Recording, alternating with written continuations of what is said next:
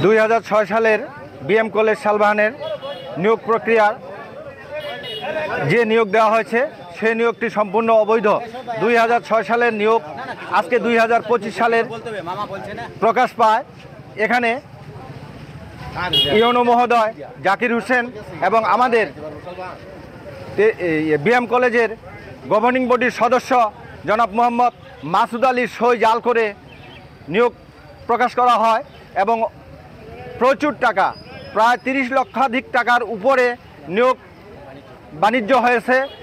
বাংলাদেশ জাতীয়তাবাদী দল যখন ক্ষমতাচ্যুত হওয়ার পর এই কলেজকে পুঁজি করে এই অধ্যক্ষ, আজকে যে অধ্যক্ষের অবসর আমরা চাচ্ছি, সেই অধ্যক্ষ একজন ফ্যাসিস্ট এবং এই বাংলাদেশের আওয়ামী লীগের একজন দূষণ।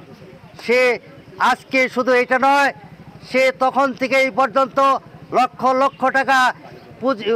লক্ষ টাকা দুর্নীতি করে আজকে কলেজকে সে কোন পর্যায়ে নিয়েছে।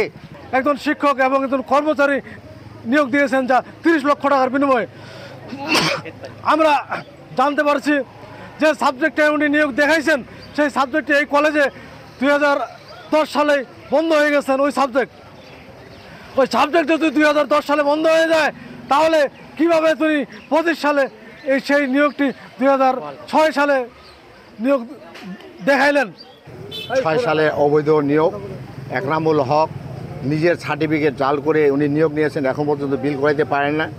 তৎসঙ্গে আওয়ামী লীগের দোসর হয়ে, আওয়ামী লীগের নেতা হয়ে উনি এখানে আরও অবৈধ এই বর্তমান যে শিক্ষককে নিয়োগ দিয়েছেন 6 সালে, এটা আজকে আমরা 25 সালে প্রকাশ পাচ্ছি।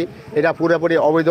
আমাদের উপজেলার নির্বাহী কর্মকর্তার জাল সই এবং আমাদের গভর্নিং কমিটি যারা সদস্য ছিলেন, বিশেষ করে আমার সই জাল করে এটা নিয়োগ দেওয়া হয়েছে। এটা আমি প্রতিকার চাই প্রশাসনের কাছে।